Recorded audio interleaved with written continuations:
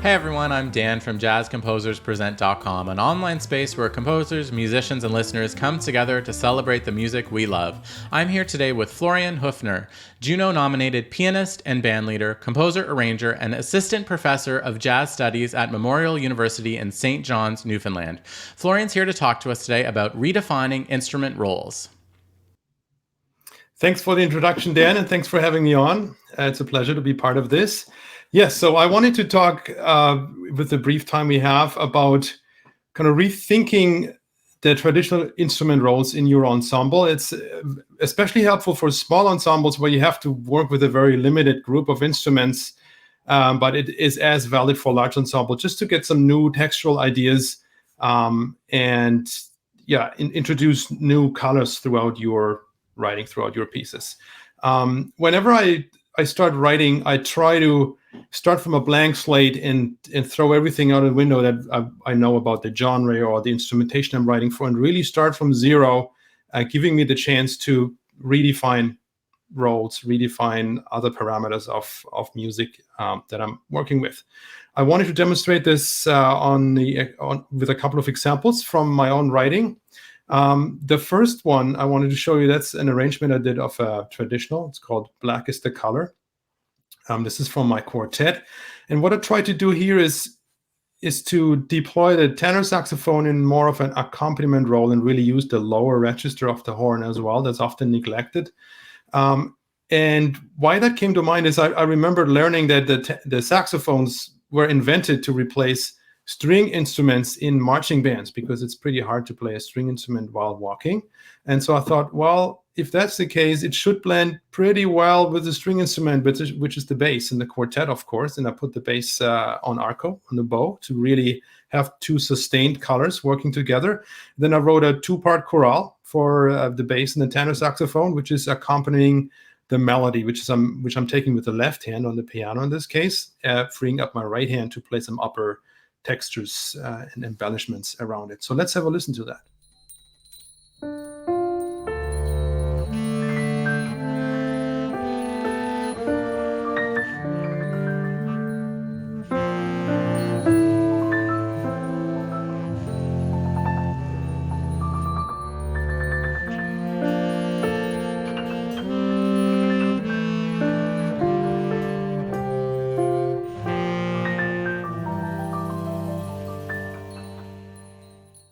Yeah, I think you can clearly hear how well tenor and bass work together in that range, providing a really nice foundation for me to play the melody on. We'll move on to the next example. That's from my latest trio album. And my overarching goal for this album was to infuse jazz with folk music elements. And one big thing I tried to do is to really reference the tradition of the bass as a string instrument, right? Originally, it was an orchestral instrument playing with the bow. So I added a lot of bowed bass to this, also giving me an opportunity to reference the sound of the fiddle, which is so important in folk and country music. It's not new to use the bass for melody. It's done in piano trios especially a lot. But what I try to do is really get the bass up into a mid-register where it can really shine and carry above the piano and drums, and that works if you have a bass player who has studied this kind of technique, who's able to get those really nice upper harmonics out of the bass. I was lucky to work with Andrew Downing on this, who's an expert at this. So let's listen to this. You'll hear how the bass is taking the melody in the beginning, and then also what's really nice about this, once the bass goes down to a traditional roll in the low register pizzicato, that color is fresh all of a sudden because it hasn't been there before. So that's another benefit of working this way.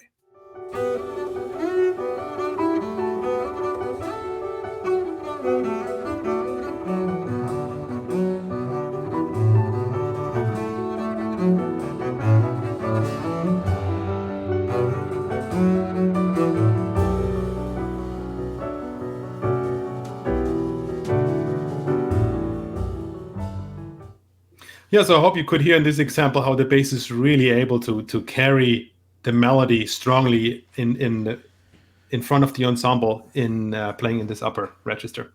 We'll move on to my third example.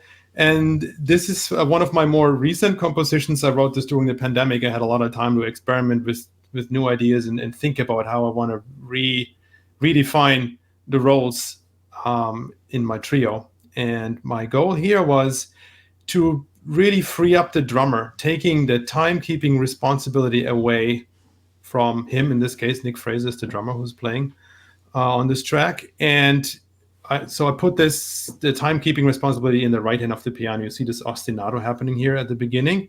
And then my directions for the drums were play colors around melody, no subdivisions timekeeping. So this really frees him up to play the melody, play around the melody, to play over the bar line, non-rhythmic textures and fills, just giving us a different sound on this piece. The melody happens in the left hand of the piano and in the bass, as you'll be able to hear. So yeah, let's have a listen to that one.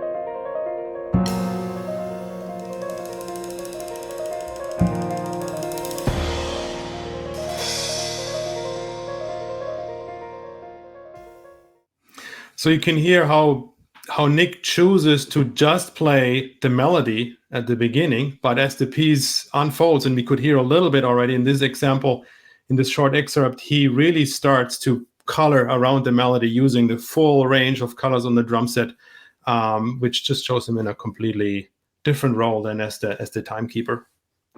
So I hope this gives you some new ideas, some encouragement to experiment and try out new things and just throw everything out of the window that you know about conventional instrument roles. Thanks for watching today's mini lesson. Be sure to like, share, and subscribe. Drop any questions, comments, or suggestions for future videos in the comment section down below. To watch our full-length events and participate in live Q&As with our presenting artists, head over to jazzcomposerspresent.com. Thanks, and we'll see you next time.